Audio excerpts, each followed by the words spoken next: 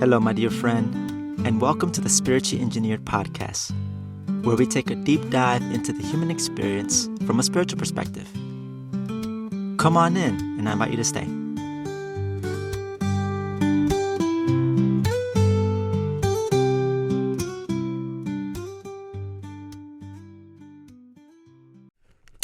All right, so this week I want to talk about something that I do as of right now, as far as like a current opportunity that I take on for my spiritual practice.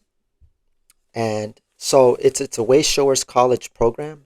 It's it's a type of a group work that goes like this. So so we meet on Thursday evenings, and this particular group, that little meditation group you can call it, where we meet together, where we talk about basically what's going on in our lives. But we're working in a specific energy called astral soul. And so what's pretty cool about this class that I take is that we take trips to the source. Um, and it's not like actually, because what comes to mind when I was thinking about like astral projection. But astral projection is something that I've learned recently. Actually, has a lot to do with more in the earth realm in terms of proximity. Astro soul is more of like everything out there in the universe. So astral more so here on the earth, like kind of closest to like the earth plane, but still in the spiritual world, but more closer here, if that makes sense. And then of course, again, astro is like just all out there in the universe, encompassing everything. So like talking about source, the universe, God.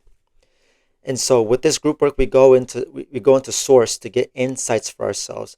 And this is where we work with our spirit guides, and where we practice being open to, we practice our intuitive abilities and being open to any insights that come up. And so on this particular week, we were actually starting a course that talks about the past, present, and the future. And in particular, this course kind of starts out talking about cycles. So something to help educate you on a little bit here. So life on planet Earth, in this plane of existence, we go through cycles. Much like how materially, when we look at in the physical world, there's a lot of things that are very cyclical, when we look at seasons and things like that.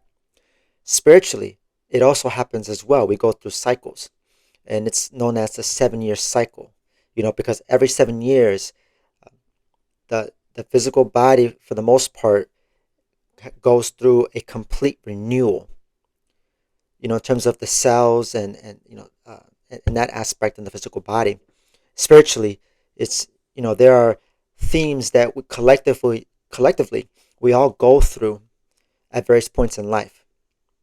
And one of the things that I teach, that I'm as an educator, that I teach others, when we talk about the cycles, one of the most important cycles, the top important cycles that we have, are the first 7 years. And these are the formative years. This is when we are the most impressionable.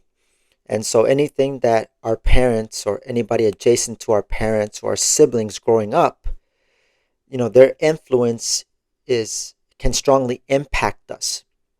And it's interesting because in this particular meetup, on a particular week, something that somebody had shared that resonated with me was like, even a small comment or something that was said to us when we were little, and it was like a one-off thing, that could plant a seed that could affect us long term, and it ends up becoming a habit pattern or a thinking pattern, where we limit ourselves and how we may hold ourselves back. This is like the conditioning piece, the programming, what they talk about, especially when they're talking about in terms of psychology. You may think of it that way, but looking at it spiritually, again, it's just what we take on energetically from those around us growing up. So that was something that was coming up, and and I thought, okay, I want to talk about this. Use this episode to talk about, for me, something that was a big theme that came up that I think is super important. I'll say this. I'll say it in a key word, which is self-government. Self-government. And and what that's about for me, it's really goes boils down to just mastering my energy, being in charge of my energy, leading myself rather than relying on the external, relying on that in order to act. Right? Self-governing is like making sure I'm living life by my own terms rather than the terms of other people, be it loved ones, friends, families, colleagues, whomever. But tying in the cycles, what was coming up is just being aware of what are some of the influences from that I've picked up from my environment. My parents came up. As far as like in our group meditation, what to talk about, what came up for us is examining what are some of the things that we might have picked up in terms of attitudes, habits from them. You know, and I invite you, as you're listening to this, to even just think about yourself. What are some things that you could identify, the not so good habits and perspectives and attitudes that your parents had? Maybe they currently still have it, but perhaps what they had back then when you were growing up. And this requires, journaling and thinking. And sometimes, for me, when I ask these kind of questions that feel loaded, I just write the question out and then I just go to doing other things. And then at some point I come back to that question. Or if or at times my guidance will give me some insights into, based on what it is I'm trying to get insight into, and then I'll refer to my notes and stuff and write that down. You know, uh, and trusting that sometimes if you write down a question you want more insights into, what it at times, I know for me, even though they don't come very at that moment in time, they usually do. So if I invite you to just think about it for a moment, like in terms of what are some things you might have picked up from your parents, and you may not have an answer now, or you actually may know and you have an answer. You already know exactly what some of them are, and in which case that's great. And it's important to recognize, well, how are those, yeah, how are they influencing you right now and what you do? And this is really diving deep into the subtle ways that our formative years, our first 7 year cycle, when we were a child, we were an infant, very malleable, very impressionable. It's very important to identify that, because I've learned, and from hearing from others, especially people who have been doing their inner work for like years, for decades. I'm talking about people that are like in their 60s and 70s and 80s, right? And these are the sort of people that are in my meditation groups. Like I'm all like a lot of my classmates that are in there, they're like in their later years, like in their 50s and 60s and things like that. Uh, and even then, despite the difference in cycles that they're in and the age, I can relate with a lot of the stuff that they say. There's always, and that is to say that we can always relate with anybody, regardless of where we are at any stage of our lives. Though we have our unique stages that we're going through, that of course is not going to be, not everyone can relate to at that point in time. But to come back to what I was initially getting at, as far as whatever I've learned, and I feel like it'll continue to be the case, is that no matter what stage of life I'm at, whatever situations that or problems or challenges that I have, 99.9% of the time they can be traced back to my first 7 years. And I would strongly suggest noting that, because that's something that I've come to discover and something that I've accepted. Like, okay, later on down the line, it's like, okay, when I at some point it's like coming back to my first 7 years growing up. Like it's like no matter where I go in life, I'm gonna come back to my first 7 years related to the challenges and all the things that are coming up. So strongly suggest considering that for a moment, because I'm starting to recognize how that is indeed the case. And that's why when it comes to doing the inner work for me, and as I'm excavating and trying to discover more about my upbringing and my background, because a lot of the stuff I've forgotten, a lot, like as far as like growing up, the memories are now more and more vague. There's only certain points in periods of time that I can remember. It's a process that gets unpacked, and this is where my guidance come in, because time doesn't affect them in the spiritual world. So like all the stuff that's happened in my first 7 years, to them it's like they can see it as if it happened yesterday. And that's why they are such valuable assets as master souls, as spirit guides. They give us insights, and at times they even gave me an experience that I never even thought about or even remembered, but they brought it to my memory, like, oh, okay, I see. Oh, I forgot about that. Except like that was like kind of the sentiment that I had. And so that's something that can happen in doing that. But there has to be that concern to explore and really get down to that. Like, okay, what's going on here? If you're someone that really wants to do well and wants to advance, right? Experience greater fulfillment and joy, and be successful, it's really important to come back to the first year, this first 7 year cycles, or at least examining the roots of the patterns and stuff. So, and I think for me, a couple things that have been standing out for me in identifying stuff that's like been holding me back has been, the theme of outer authority, where at times I can catch myself not doing something because I'm waiting for some external permission. And like often like this happens for me when I'm at work, when I'm working with colleagues, particularly those in authority figures, like my managers and stuff like that. I can get into this outer authority where it's like, is it okay? Like, like it's almost like I'm seeking this validation that's very subtle. It's very subtle, but I'm aware of it. And but even with the awareness, this is where the practice, the importance of practice is crucial.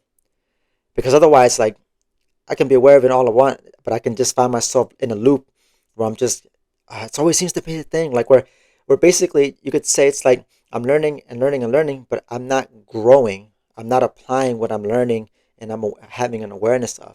The practice piece is crucial to cross that gap from learning to growth, where I've solidified, I've through the practice and experiencing, it's just the growth, not to complicate it. It's just like it's the growth that happens afterwards that makes me a much more inner secure person, a much more freer person, much more self-aware, or just aware in general. And those are just examples of barometers of growth, right? Of spiritual growth. And looking at some other aspects as well too, of just playing small, like internalizing, ruminating, just kind of, it's almost like that playing small. There's also an aspect of like people pleasing that I'm pretty sure I've gotten some from my parents. And there's also like the fear of punishment that can come up for me as well too. Well, I worry about if I do something bad, it's like, and actually, one of the big things for me that's has been a lifelong lesson is really working with my inner critic. Because one of the big things for me growing up that has affected me has been being reprimanded, being punished, at times even physically, for things that I've done growing up, and I didn't know any better. Like, how can we ever fault ourselves, especially in our formative years, when we didn't even know better, but being around our parents or whomever growing up, and the influence and the influence they had directly and indirectly, that we took on, that I took on. Nevertheless, that happens. And so for me, I definitely, that the fear of punishment, or just punishment for myself, that I associated with when I did something wrong. But looking at it from a different perspective, maybe I did something that to the other person that it was unacceptable, or it was this, maybe in some sense it could be some kind of imposition. But nevertheless, I'm not trying to say this to say like it's my fault or something, this is or that, but it's just something that has impacted me growing up.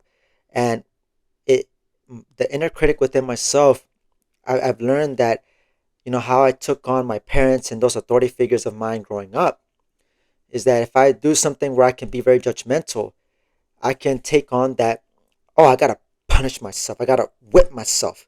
Again, there's that inner critic for just for something that I did, and oftentimes this, like my inner critic can be really unreasonable, you know, and one of the things that I come to understand, and it's part of my practice for me, is that with life, it's all about working through the process.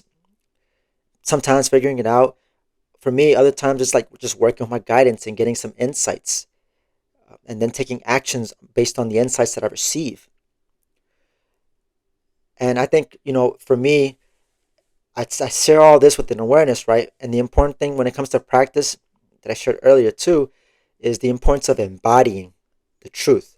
It's just like I know life is meant to be a practice, it's meant to be a process. It's not about getting it right. It's not about, oh, right, wrong. Really, when instead of just saying right or wrong, it's like what works for me, what works against me. Rather than saying, oh, am I doing this right? Am I doing this right? Oh, am I doing this wrong? Really, the question that would benefit me more if I ask it more often is what works for me and what doesn't work for me. And so taking that, right, and thinking and looking back when I mentioned about examining what it is that you've taken from your parents, specifically, what are the things you might have taken on the perspective and the attitudes from your parents that you're using now unconsciously even that isn't working for you. In fact, that's working against you. So I'm bringing that back to just give that perspective, right? I'm trying to, this is me trying to cook here. We're kind of stirring, in this beautiful inner exploration, right? In this process so far. It's that, that beautiful processing within. So, yeah, so what works for me, what works against me, what works for you, what works against you. So, so that I was examining some couple key stuff there, related to my parents. I just wanted to give some couple examples there. Um, coming back to the, for myself, okay, talking about self government, right? Um, because I want to introduce to you something about in the Wayshowers College programs and the consultations. Although I'm not specifically trained for this particular profile, but there's a particular profile called the policies and procedures. That came up in our conversation, and that's definitely something that I recognize as an important solution. Where in this consultation, the consultant works with with the person who's receiving the profile to discern, channel, to check with spirit, to check with spirit guides of like, okay, what are the policies, that are innate to, like, say, for example, if you're the one, right? If you're the one receiving the profile, like, I would check with my guidance, check in with your guidance, right? To get the insights. Okay, what is, and then of course, working with you, right? Just for the sake of the example here, of identifying what are your policies, what are your procedures. In other words, what are your terms that you live your life in accordance to? What are your rules? And because when it comes to our lives, right, we have a responsibility to lead them, and then of course we all have our own standard. And of course we live in our society where we have these societal concepts, again, these outer stuff, this overemphasis of the outer. And when it comes to the spiritual, is working from, pivoting from that inside out, right? That I think is important that everybody takes the time to have an awareness and to get that clean and clear. Because one reason why is that we're spiritually sensitive.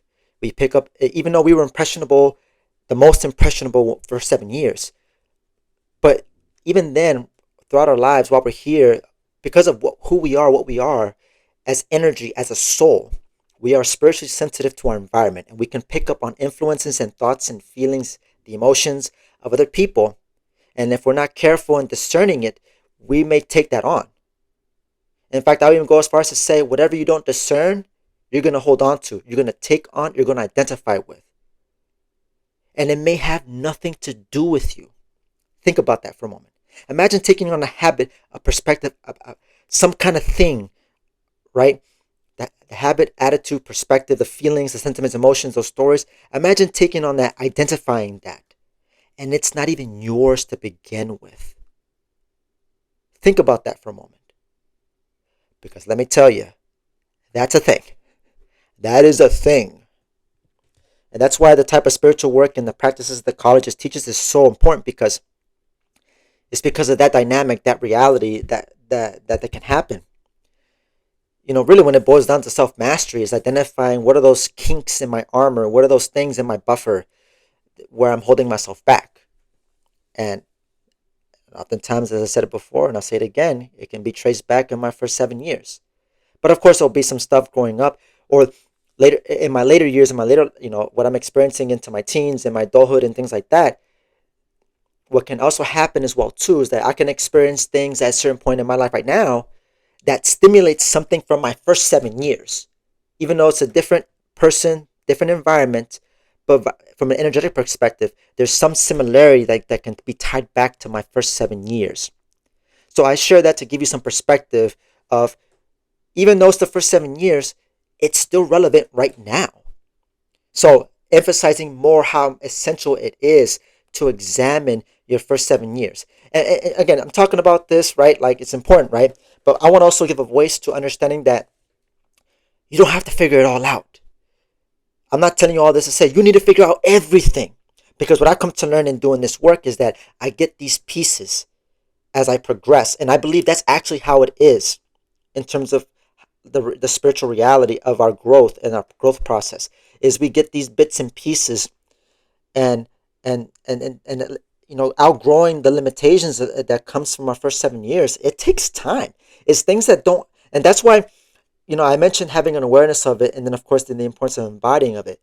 And the reality is, when it comes to that spiritual growth, it takes time, and you could be committed to it, and sticking to it, and just day in and day out doing your best, journaling, reflecting, and stuff like that, like how I'm doing for myself, and that's great.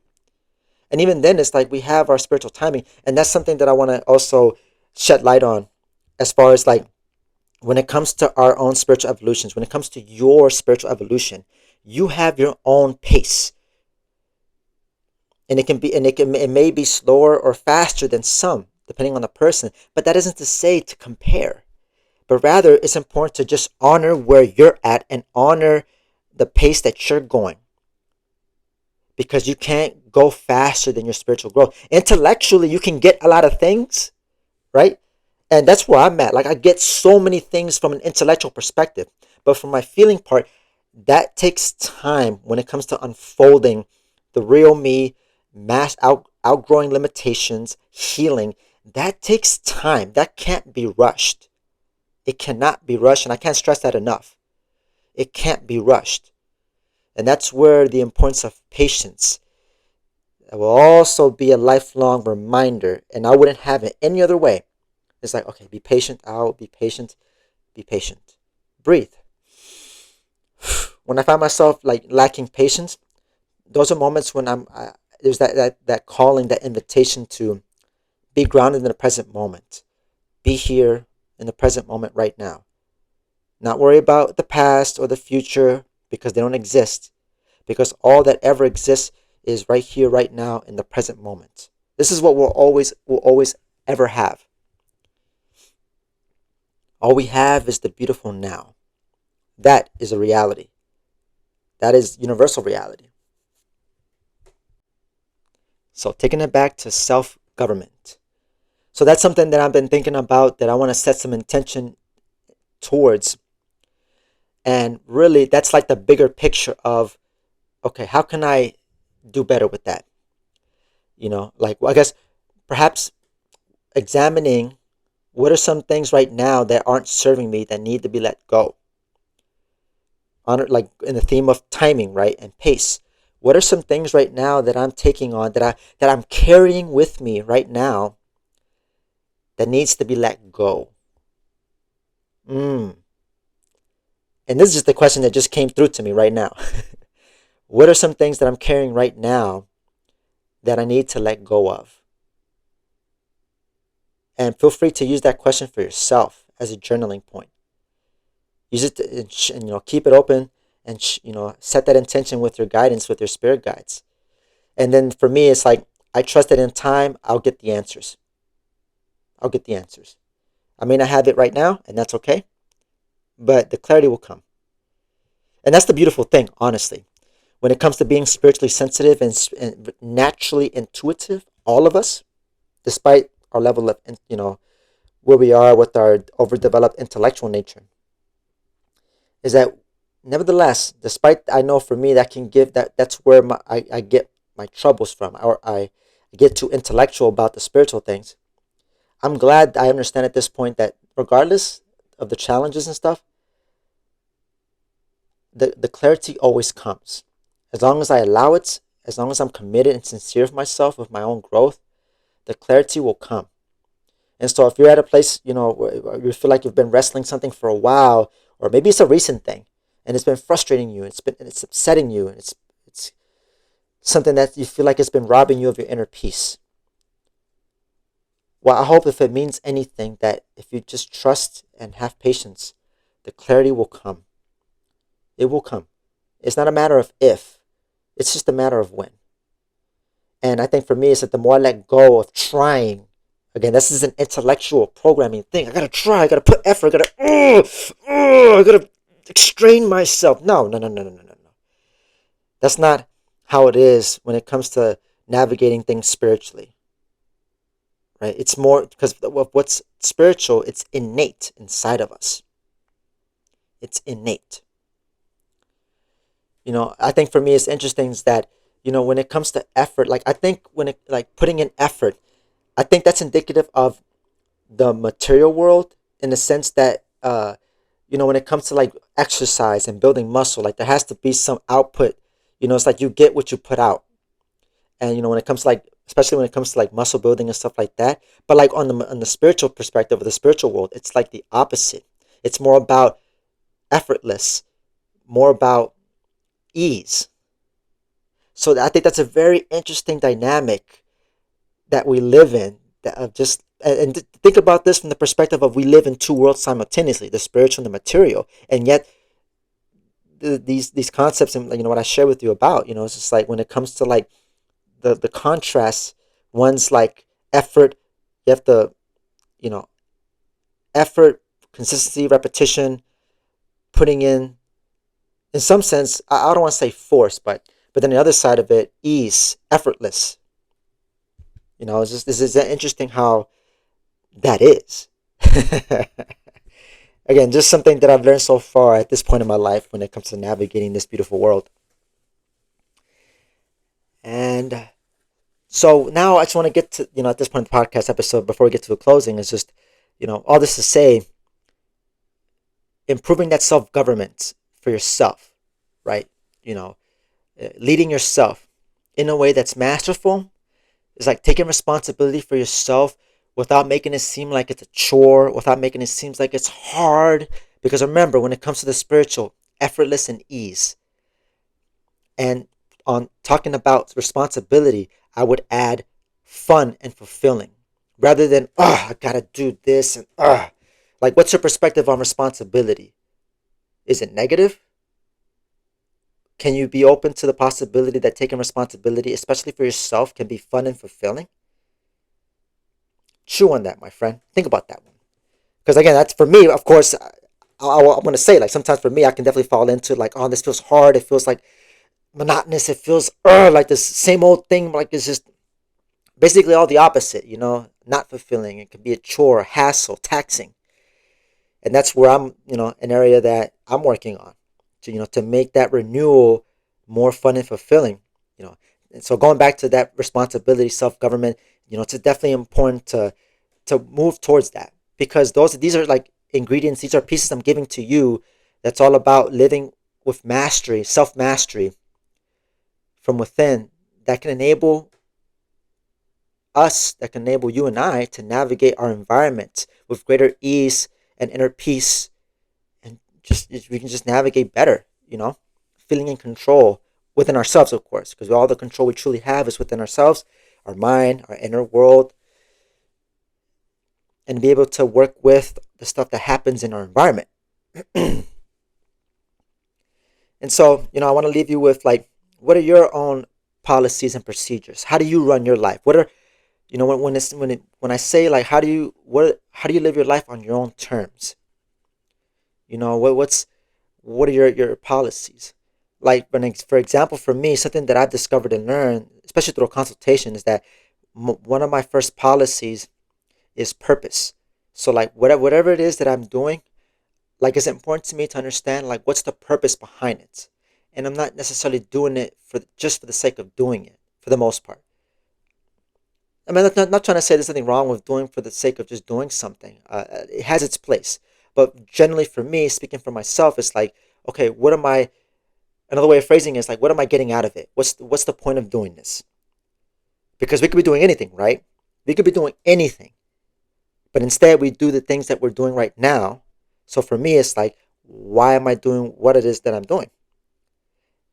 And I have to make sure in that case, and whatever I'm doing, it's geared towards fulfilling my wants and needs, making sure I cover my spiritual and material baseline, because then that can translate over to my other relationships so that I can help be of service for other people so that they can have their wants and needs met as well too, where I can be of assistance, where I can help. That impact from the inside out.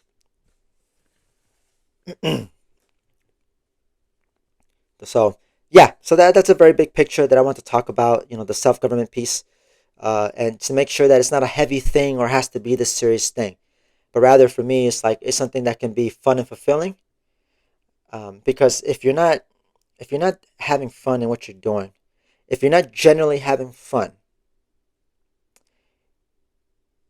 you're doing something wrong. And that's acknowledging that there are growing pains. That's why I say generally speaking. But it's important to always come back to that. That's part of the important ingredient when it comes to mastery. It's like the fun piece, the fun and fulfillment is very important because there's also holds a lot of power in it as well too. I'm learning. It's a lot of power in that. It can be very. There's, in some sense, I'd even go as far as to say that there can be some protection energetically, spiritually. When it comes to like the navigating and you could say like quote unquote protecting, but I'm using that word loosely here, for a very important reason. Protecting myself from the energy in my environment, um, that can just help me stay and pivoting from just being me, myself. Because there's always things pulling our attention that there are a lot of things I know for myself that can fragment me. And so that's why I share that piece to just an awareness for myself. And, if you relate with this, that's great. It's like these tendencies and habits where I can fragment myself. So it's like the self-governing piece is like making sure I have myself together and making sure that I don't take on something that doesn't belong to me ever. Because at the end of the day, I'd rather deal with my crap. Like we all have our own crap, right? We all have our own crap. And I'd rather deal with that than having to deal with somebody else's crap. Because that would suck. Right? That right there is just, to me, that's suffering right there. It's worrying about all these things that have nothing to do with me. My God. Yeah, that's the major thing for me that's standing out to me in this episode from sharing with you. It's just, damn, imagine that, man. Just taking on something that doesn't belong to me. So I want to have, my own standard clean and clear and how I do things and my MO, how I show up, so that I don't be messing around with things that got nothing to do with me. Like I don't have to experience everything and be involved in everything. Screw FOMO. I'd rather be involved in the things that I need to be a part of, going through the lessons that I need to go through for myself, while also being aware of other people's lessons. Because that's where a lot of the troubles that I'm learning from myself that I can get caught up in, where I can start reacting to other people's lessons. I'm telling you, man, we're spiritually sensitive. If you haven't discovered at this point, put this on the mental shelf, and I hope that in time the clarity will come to you, because this is very, very important in navigating and living in two worlds at once. And so, uh, I hope you just I hope you can use this opportunity to just think about your own self government, and I hope that whatever that I shared in this episode are areas in your own self government where you can look at how you can improve yourself, how you can make things a lot more smoother, how you can move forward with greater ease, so that you live your best life. All this to say, right? At the end of this, all this sharing, 34 minutes into this, all this to say, like, what's the point of all this? if you're ever thinking of that, if this ever crosses your mind, it's like, so you can live your best life. Live your life. I want you to live your best life as I'm working towards living my life.